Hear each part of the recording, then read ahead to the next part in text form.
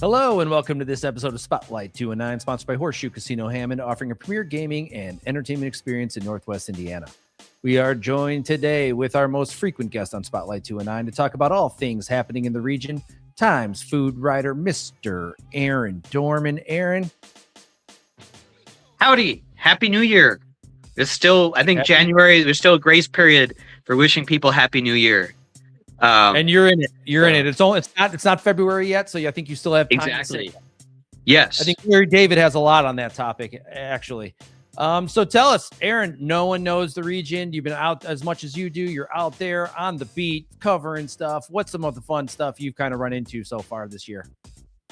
Well, I've had a chance to explore some restaurants that it's not new for a lot of people, but it was new, exciting for me. Some places I hadn't checked out in a while and done stuff. I'll plug Don Quixote in Valparaiso.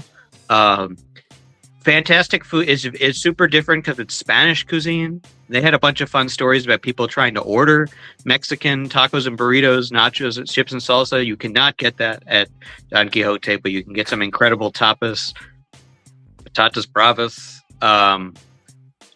tortillas, and paella is their big thing. And also they just some really interesting, if you've ever been into the interior, is kind of designed like a Spanish village, cool. Which is different. And that kind of is really cool. What else? Yeah, this is, places are kind of getting back into the swing of things. Seeing some interesting Valentine's Day specials being teased in and around town. Yeah. Before what else? Valentine's Day, what about you were at the opening of Bricks and Minifigs, correct? Yes. So I'm normally a food and drink reporter.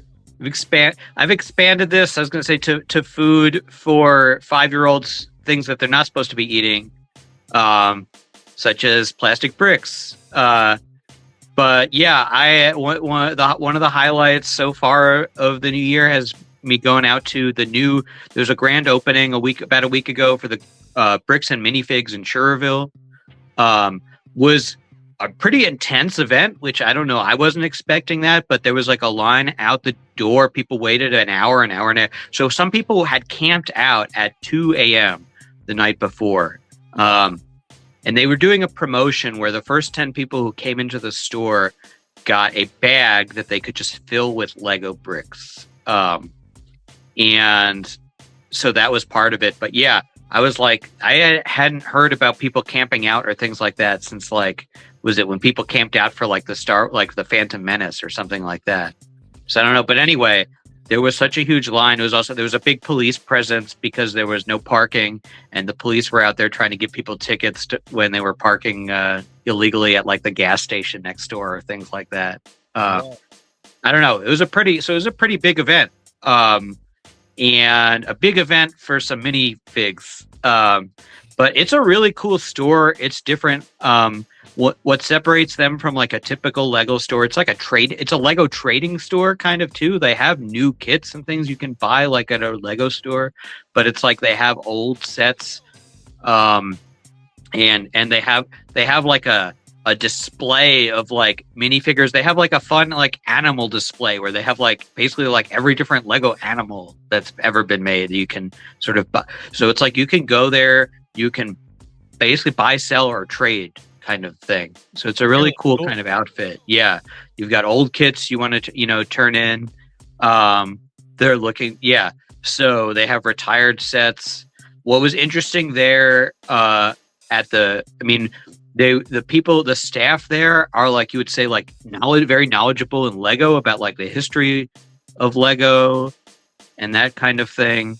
And I was learning about the history of Lego when I was there I didn't realize that at one point in the 90s when I was a kid, that Lego almost went bankrupt, and they kind of got saved by doing licensing with Star Wars and things like that.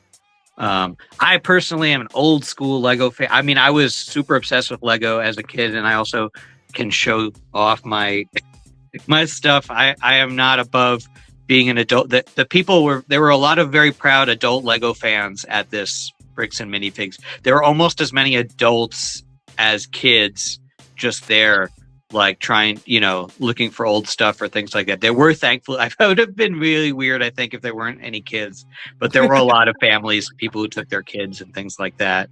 But this is my the Yellow Submarine.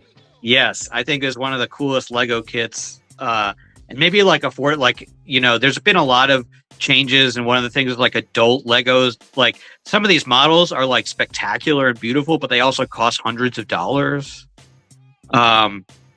Which is not, I don't know, like that wasn't in my budget as a kid. But this was a really affordable and cool model from like 4 or 5 years ago. They made a Beatles Yellow Submarine. My Beatles figures are somewhere in my apartment. But that was like a must grab in terms of figurine. Like, I have I'm not sure if this is Statler or Waldorf, but he's from, they came out with a Lego Muppet. They didn't have any sets, but they had like a minifigure, like one of the things they've been doing recently is they have like these mystery bags of like minifigures. Anyway, I think Legos are. The term minifigs comes from. Then it's mini figurines.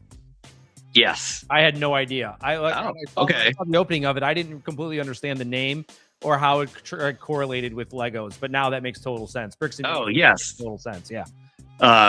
So yeah, you can get. I mean, but one of the things they have in the store too, they have these buckets of Legos, and like I said, like I think the normal that you pay like $100 or something. And they give you a bag, and you just fill it up with whatever's in the bucket. That's super cool. Yeah. So it was really neat. It's really interesting. It's interesting seeing what people. I was going to say, So I'm old school. I like the non-brand.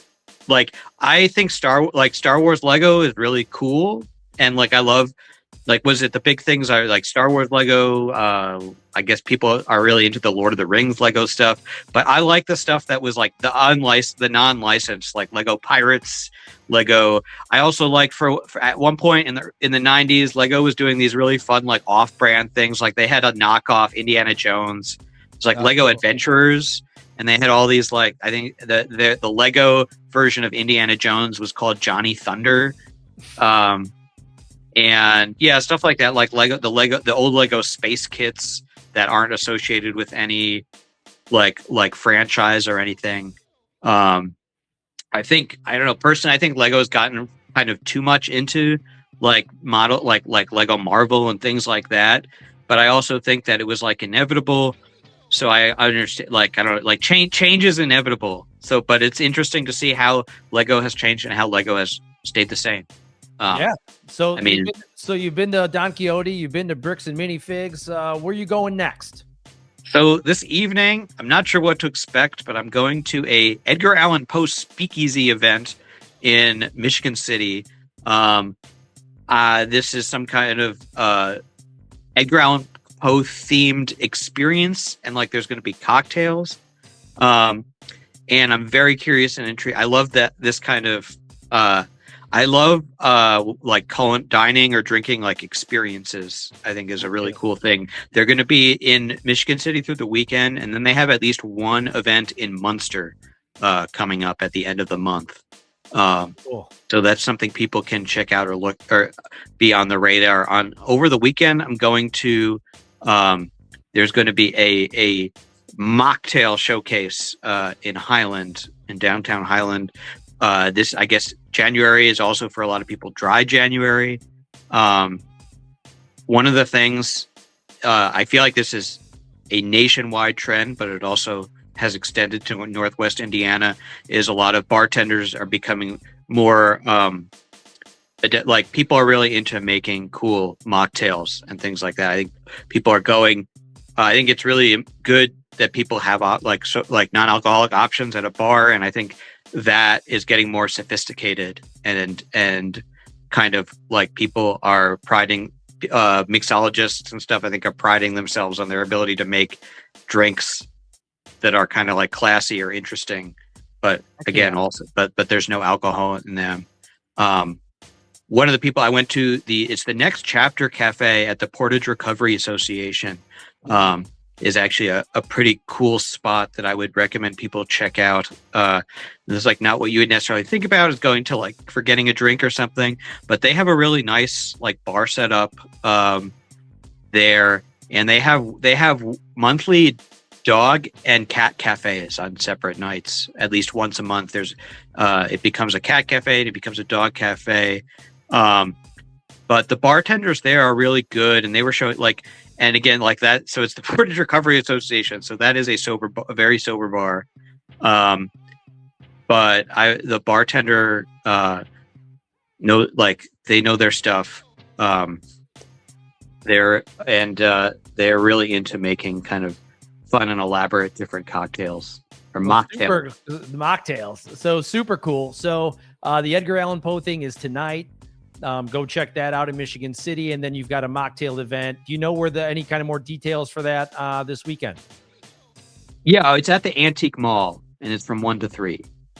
Cool. And it's going to have like several dozen vendors, kind of thing. Awesome. That sounds great.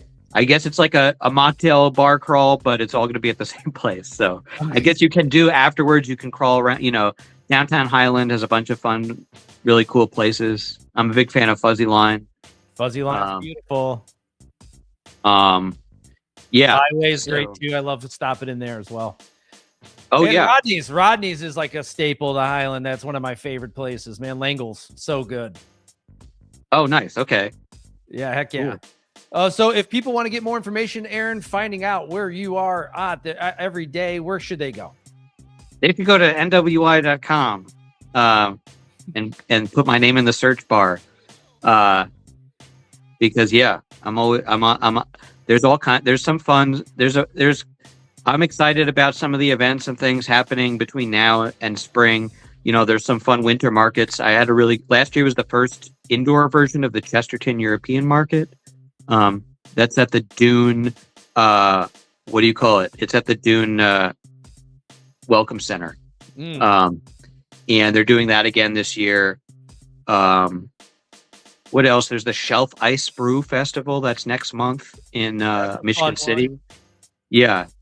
You should vlog. You should vlog that. You should get a video. You should vlog that. Okay. Yeah, you should go vlog that. I think that'd be awesome content.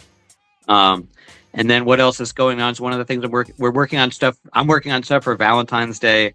There's all kinds of stuff happening for Valentine's Day. And I am talking to couples who either met in the restaurant and dining industry or work together. Super cool. Yeah.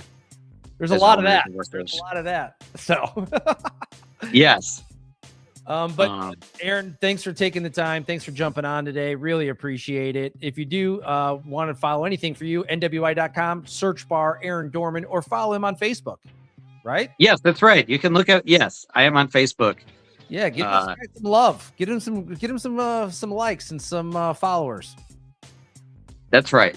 But anyway, yeah, a pleasure talking with you, Alan, as always. All right, well, thanks, Aaron. Take care, man. Have a good rest of the weekend. So before we continue, let's hear a quick word from our sponsor. When it comes to unforgettable events, Horseshoe Casino Hammond sets the stage. From the City View Lounge to the venue or to the fan cave, there's a perfect fit for every celebration. Whether you're planning a casual, laid-back gathering or an elegant affair wrapped in radiance, your event shines here. Celebrate in the City View Lounge and enjoy an elevated bar experience defined by sleek design and effortless sophistication. From elegant plated dinners, abundant buffets, and customizable culinary stations, every detail is crafted to impress. So thanks for watching this episode of Spotlight, and make sure to check out some of the events going on at the venue at Horseshoe Casino Hammond, including I Love the 90s, featuring Tone Loc, Young MC, and CNC Music Factory tomorrow night. I'll be there. And Brit Floyd on February 20th.